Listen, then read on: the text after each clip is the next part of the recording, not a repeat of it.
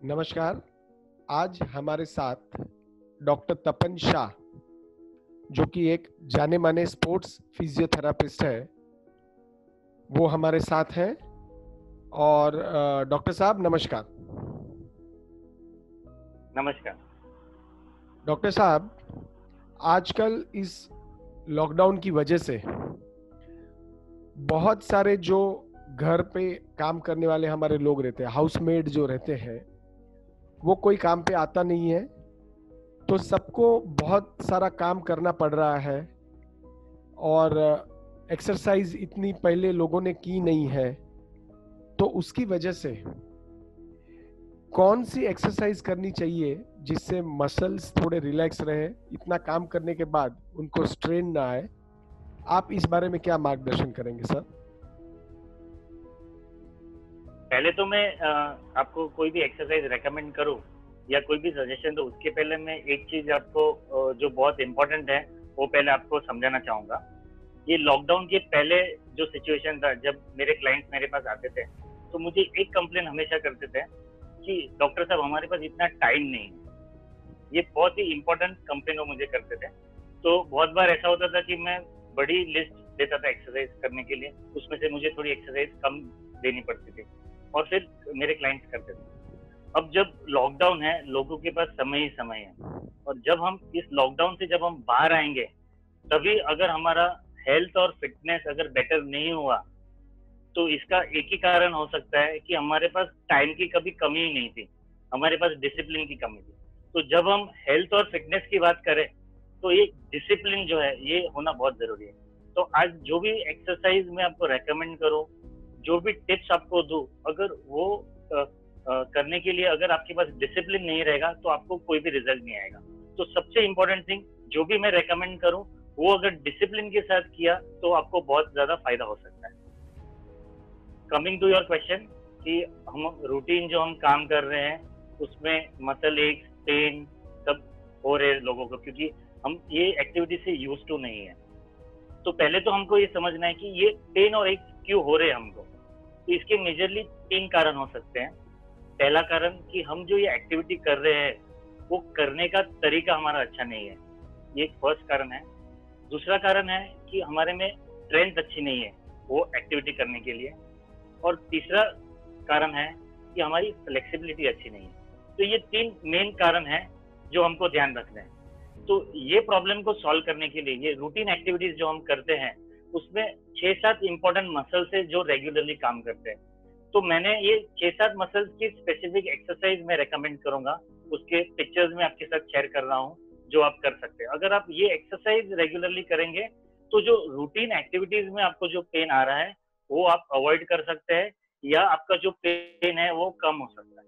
तो ये आप एक्सरसाइज नोट डाउन कर दीजिए और ये एक्सरसाइज आप रेगुलरली चालू कर दीजिए।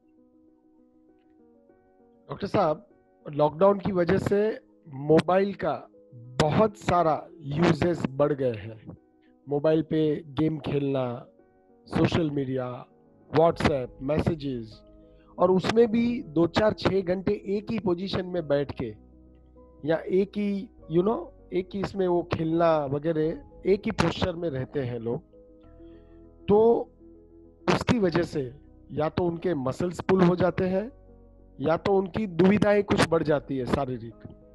तो ये सब ना हो, उसके लिए क्या सावधानी बरतनी चाहिए, और आप क्या एक्सरसाइज रेकमेंड करोगे ताकि ये इतना यूज करने के बाद भी वो कंफर्टेबली अपना डे टू डे रूटीन सब कर सके, उन्हें तकलीफ ना हो? पहले तो हमको समझना है कि ये मोबाइल यूजर्स जो है उसका एज डिस्ट्रीब्यूशन क्या है। तो मैं अगर एज डिस्ट्रीब्यूशन वाइज डालूँ तो किड से लेके ओल्ड एज तक सभी लोग ये मोबाइल यूज कर रहे हैं, वीडियोस देखने के लिए, मूवीज देखने के लिए, गेम्स खेलने के लिए। तो क्या होता है कि हम कॉन्स्टेंटली हम मोबाइल को होल्ड करके रखते हैं, गेम खेलते रहते हैं। तो इससे क्या होता है कि हमारे जो फिंगर की जो मसल्स है हम कॉन्स्टेंटली मोबाइल पे पकड़ के रखते हैं, तो फिंगर के मसल्स फटीग हो जाते हैं। जब ये फिंगर के मसल्स फटीग हो जाते हैं तो रिस्ट, एल्बो, शोल्डर सबके ऊपर लोड ट्रांसफर होना चालू हो जाता है और अल्टीमेटली पूरा हाथ आपको दर्द कर सकता है। तो इसके लिए मैं सर्टेन एक्टिविटीज और सर्टेन एक्टिविटी मॉडिफिकेशन आपको रेकमेंड करूंगा। तो पहला स्टेप पे आता है एक्टिविटी मॉडिफिकेशन। ये कैसे करना है? तो फर्स्ट स्टेप आता है कि जो मोबाइल को हम पकड़ते हैं उसका तरीका थोड़ा हमको चेंज करना पड़ेगा। अगर हम ज्यादा समय तक यूज कर रहे हैं तो हमको दोनों हाथ यूज करना पड़ेगा। सर्टन मोबाइल के स्टैंड आते हैं, मोबाइल होल्डर्स आते हैं, आपको उसे पकड़ना है ताकि आप ग्रिपिंग ज्यादा ना करें। अगर हम ग्रिपिंग ज्यादा करेंगे तो हाथ के मसल ज्यादा काम करेंगे, और अगर हम 3-4 घंटे 5 घंटे के लिए कॉन्स्टेंटली अगर हम यूज कर रहे हैं तो मसल सब फटीग हो जाता है। तो फर्स्ट स्टेप पे ये मोबाइल होल्डर यूज करना है, दोनों हाथ को यूज करना है। अगर हम कॉन्स्टेंटली गेमिंग खेल रहे हैं या कॉन्स्टेंटली मैसेज कर रहे हैं, अगर हम राइट साइड डोमिनेंट है या लेफ्ट साइड डोमिनेंट है, तो दोनों हाथ को यूज करो अल्टरनेटली, ताकि हम लोड थोड़ा शेयर कर सके। सेकेंड स्टेप आता है, सर्टन मोबाइल होल्डर्स आते हैं, मोबाइल स्टैंड आते हैं, उसे यूज करना है मूवीज देखने के लिए या वीडियोस देखने के लिए। उसके सर्टन इमेजेस मैं आपके साथ शेयर करूंगा, आप देख सकते हैं कि क्रॉनिक या लॉन्ग टर्म यूज कर रहे हैं हम 4-5 घंटे के लिए, तो ये स्टैंड का यूज करना बहुत जरूरी है।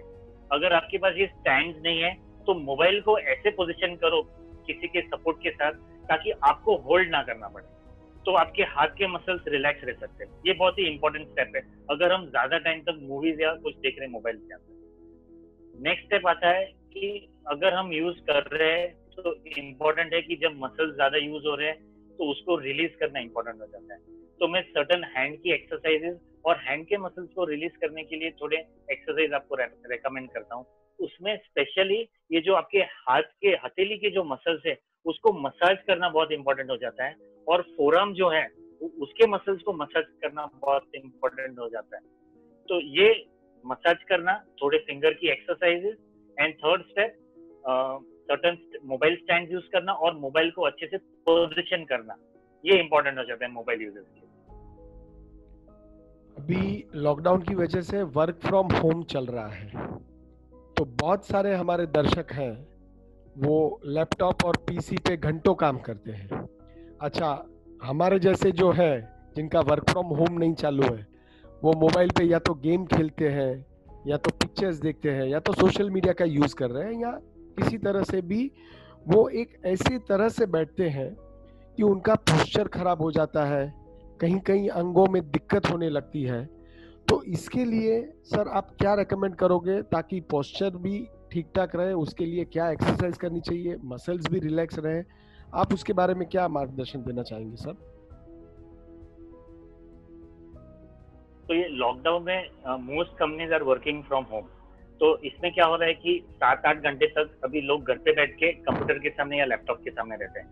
लैपटॉप यूज करते हैं तो लेटे लेटे यूज करते हैं, तो अगेन पोस्चर खराब रहता है। अगर हम 7 से 8 घंटे तक कॉन्स्टेंटली कंप्यूटर के सामने रहेंगे, डेस्कटॉप हो, लैपटॉप हो या इवन मोबाइल हो, अगर हम 7 to 8 आवर्स कॉन्स्टेंटली वर्क करेंगे तो डेफिनेट है कि आपका पोस्चर जो है वो बहुत इंपॉर्टेंट है मेंटेन करने के लिए। तो इससे पेन अगर आपको हो रहा है तो प्रिवेंट करने के लिए 2 इंपॉर्टेंट थिंग्स है।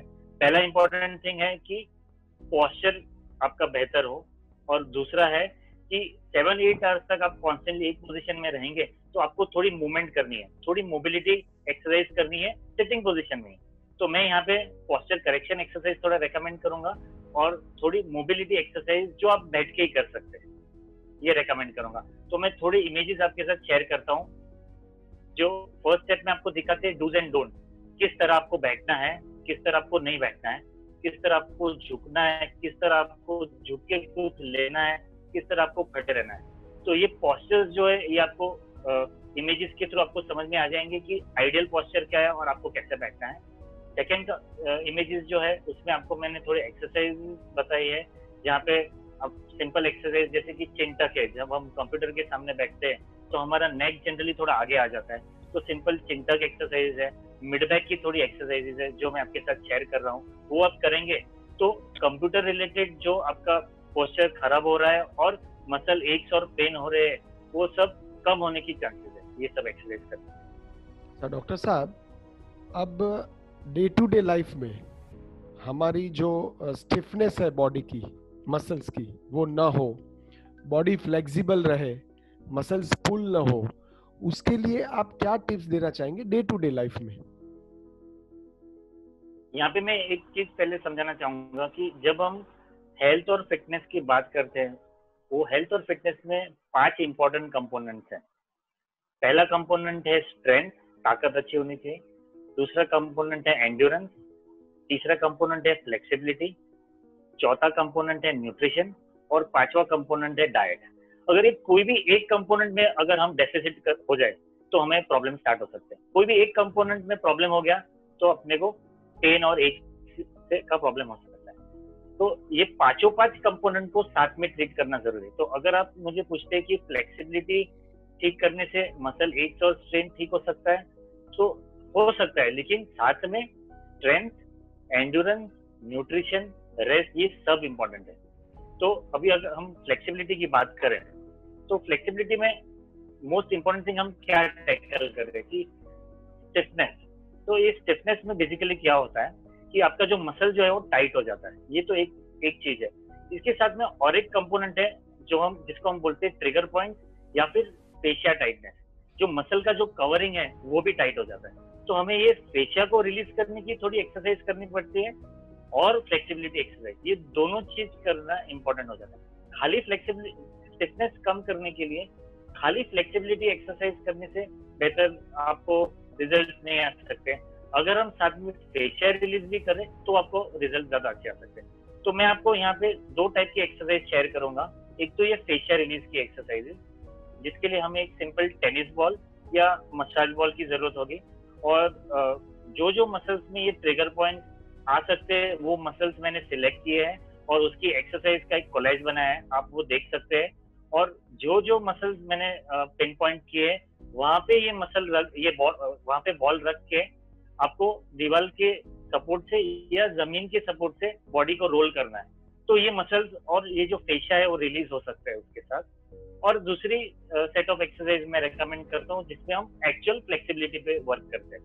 तो जब हम स्टिफनेस को रिलीज करना चाहते हैं तो फेशिया रिलीज और फ्लेक्सिबिलिटी एक्सरसाइज। डॉक्टर साहब, आजकल नई नई पद्धतियां आ रही हैं मसल्स रिलैक्स के लिए या शारीरिक स्वस्थता ज़्यादा अच्छी बनी रहे इसके लिए, तो इस बारे में आपकी क्या राय है? आप क्या गाइड करना चाहोगे?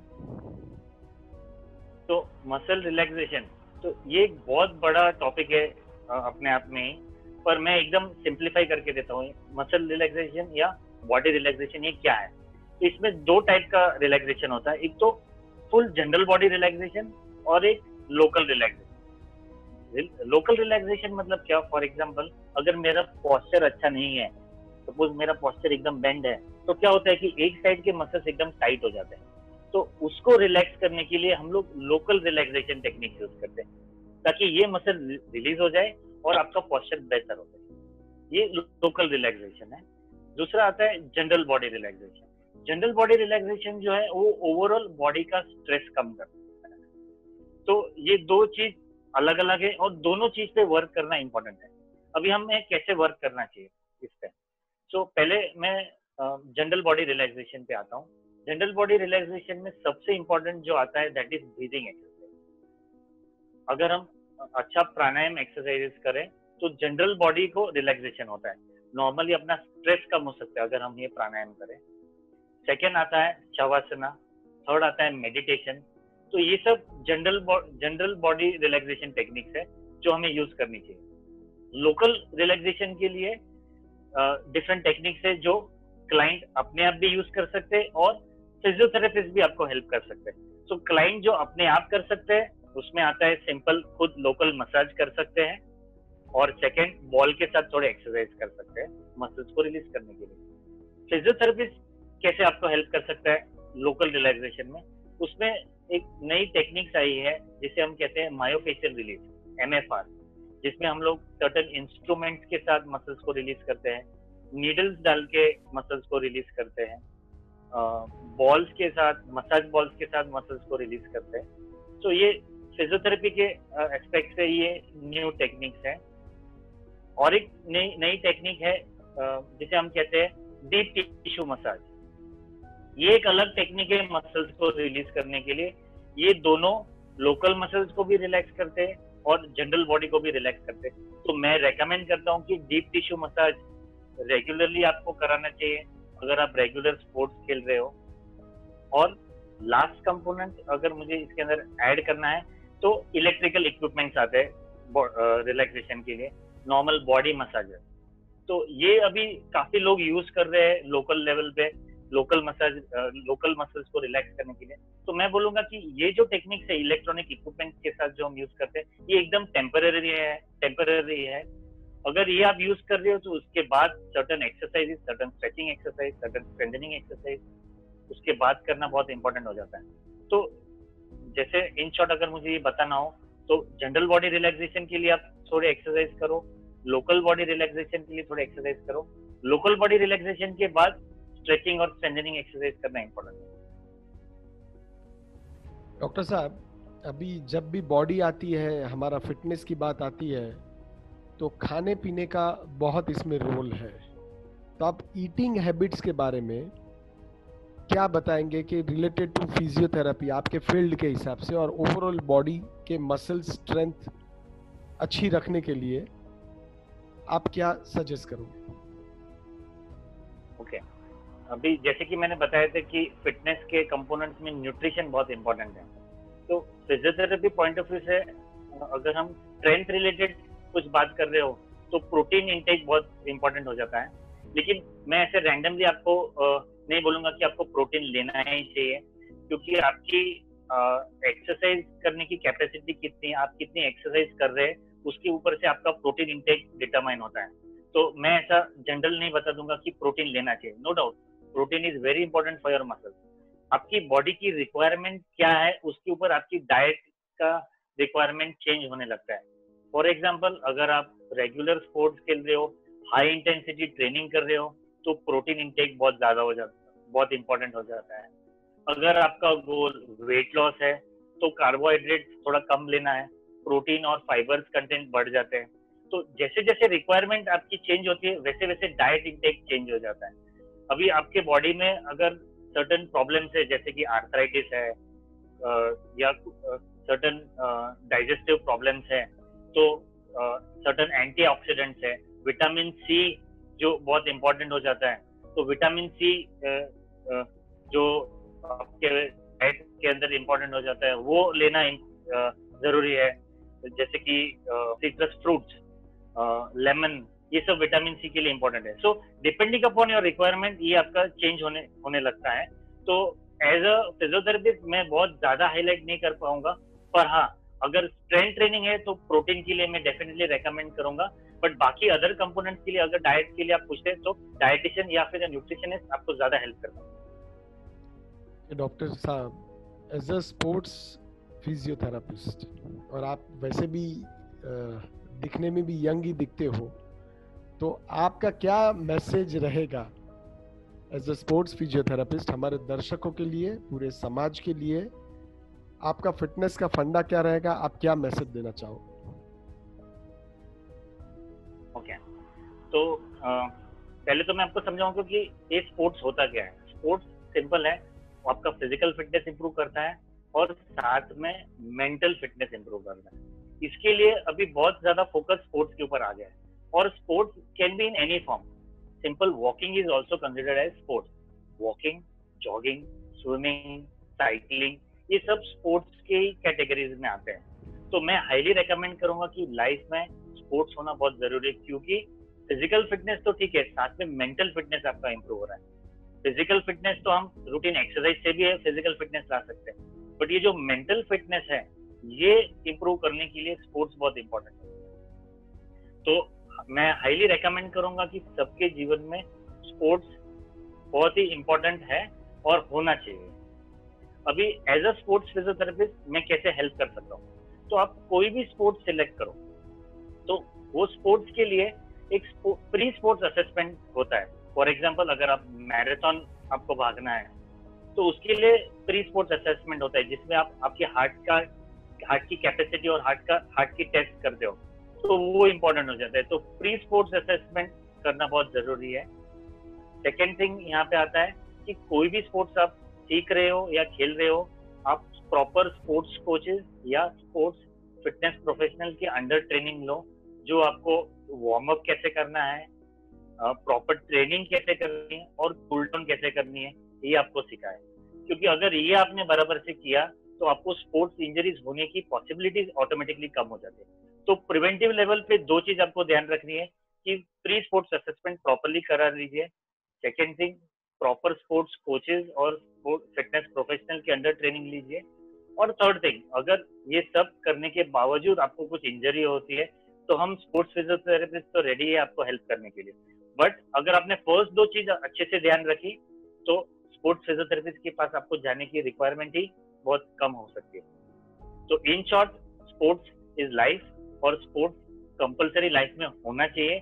अगर आपके लाइफ में नहीं है तो आपको वो डेवलप करना बहुत जरूरी है।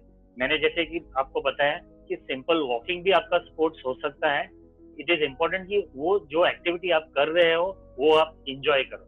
अगर आप इंजॉय नहीं कर रहे हो, अगर आप वॉक करने जाते हो कि डॉक्टर ने मुझे 30 मिनट वॉक करने को बोला है और आप वॉक करके आते हो, तो वो आपकी वो स्पोर्ट्स एक्टिविटी नहीं होती है।